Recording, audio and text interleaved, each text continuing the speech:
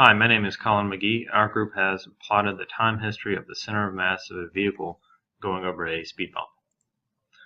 For this project, we chose a long wheelbase truck with a mass of 2,000 kilograms. We assume that the center of mass of this vehicle is in the center of the vehicle. Thus, the weight is evenly distributed amongst the four wheels, and each wheel will bear a quarter of the weight of the truck. This allows us to model one wheel as one wheel suspension system and apply it to the rest of the wheels.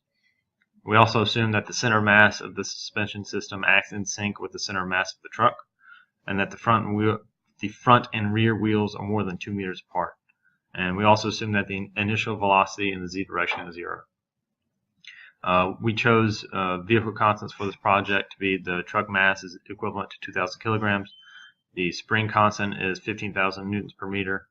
And the damping coefficient is 700 newton seconds per meter. The initial velocity of truck is equal to 10 meters per second, which is equivalent to 22 miles an hour.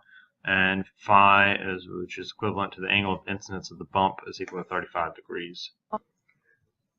My name is Marina Swanepoel, and we modeled what the truck did for about 10 seconds after it hit the speed bump using ODE 45. Here we put in our constants c, k, m, and our initial velocity in the vertical direction is 7. Our speed bump angle is 35, and the time that we are on the speed bump is the distance of the speed bump divided by our initial velocity. Our initial velocity in the vertical direction is 0, and our initial displacement in the vertical direction is also 0.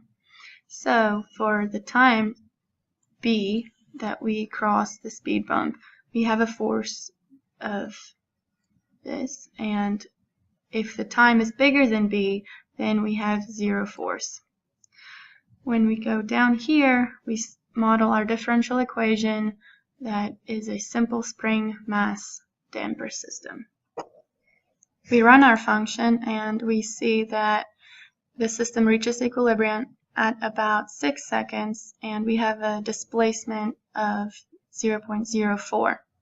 When we change the initial velocity to about 70, we see that our displacement is a tiny bit bigger, and so we reach the conclusion that if you approach the speed bump with a higher velocity, that your amplitude will be bigger, and this is bad. So it is better to approach the speed bump with a smaller velocity. I'm Shettlesworth. The next thing we're going to talk about is the analytical solution, which we found from first modeling the system as a quarter model, with which we have a mass of the car represented by m, and the forcing function, which represents the speed bump. And we also have a spring and damper representing the suspension to the tire. Starting out with our second order differential equation, we note that we have assumed initial conditions of 0. And we take the Laplace, and you can see right here we actually keep the forcing function as just a constant input of 1.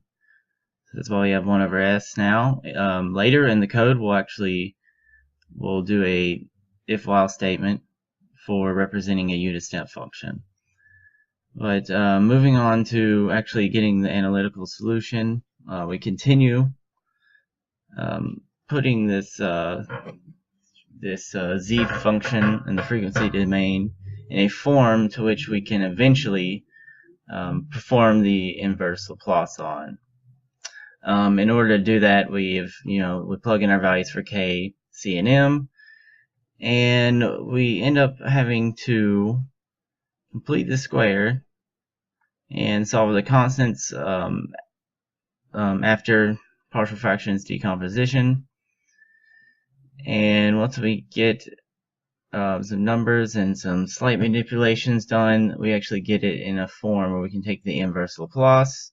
And you can see finally right here we actually have our analytical solution in the time domain, which is representing the vertical displacement of the center of gravity of the mass.